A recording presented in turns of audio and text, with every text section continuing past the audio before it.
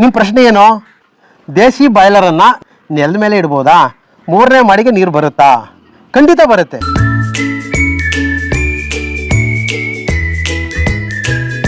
ವೀಕ್ಷಕರ, ಭಾಳಷ್ಟು ಗ್ರಾಹಕರಿಗೆ ಕನ್ಫ್ಯೂಷನ್ನು. ದೇಸಿ ಬಾಯ್ಲರನ್ನು ಟೆರೆಸ್ ಮೇಲೆ ಇಡಬೇಕಾ, ನೆಲದ ಮೇಲೆ ಇಡ್ಬೋದಾ, ಅಥವಾ ಬೇರೆ ಎಲ್ಲರೂ ಇಡ್ಬೋದಾ, ಕಾರ್ ಶೆಡ್ಡಲ್ಲಿ ಇಡ್ಬೋದಾ? ನಾವು ಇಟ್ಟಿರ್ತಕ್ಕಂಥದ್ದು ಮನೆಯ ಮುಂಭಾಗ.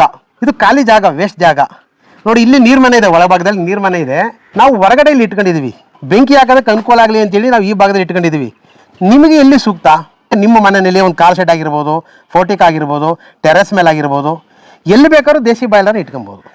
ಈ ದೇಸಿ ಬಾಯ್ಲರ್ನಲ್ಲಿ ಇಲ್ಲಿ ಬರುತ್ತಲ್ಲ ಬಿಸಿ ನೀರು, ನೀವು ಬಾಯ್ಲರನ್ನು ನೀವು ತಳಭಾಗದಲ್ಲಿ ಇಟ್ಟಿದ್ದೀರಾ, ಟೆರೆಸ್ ಮೇಲೆ ಇಟ್ಟಿದ್ದೀರಾ, ಫೋರ್ಟಿಗಳಲ್ಲಿ ಇಟ್ಟಿದ್ದೀರಾ, ಕಾರ್ ಶೆಡ್ಡಲ್ಲಿ ಇಟ್ಟಿದ್ದೀರಾ, ಅಥವಾ ಅಂಥದ್ದು ಕೆಳಗಡೆ ಇಟ್ಟಿದ್ದೀರಾ, ಅದು ಯಾವುದು ಕೂಡ ಮ್ಯಾಟ್ರ್ ಆಗಲ್ಲ. ನಿಮಗೆ ತಣ್ಣೀರು ಕಲೆಕ್ಷನ್ ಕೊಡಬೇಕು, ಬಿಸಿನೀರನ್ನು ನಿಮ್ಗೆ ಎಲ್ಲಿ ಬೇಕಲ್ಲಿ ಎಳ್ಕೊಬೋದು. ಹಾಗಾಗಿ ಇದನ್ನು ನೀವು ಯಾವುದೇ ಭಾಗದಲ್ಲಿ ಇಟ್ಕೊಂಡ್ರೂ ಕೂಡ ನೀವು ಟೆರೆಸ್ ಮೇಲೂ ಕೂಡ ಬರುತ್ತೆ, ಬಾಟಮ್ ಮೇಲೂ ಕೂಡ ಬರುತ್ತೆ.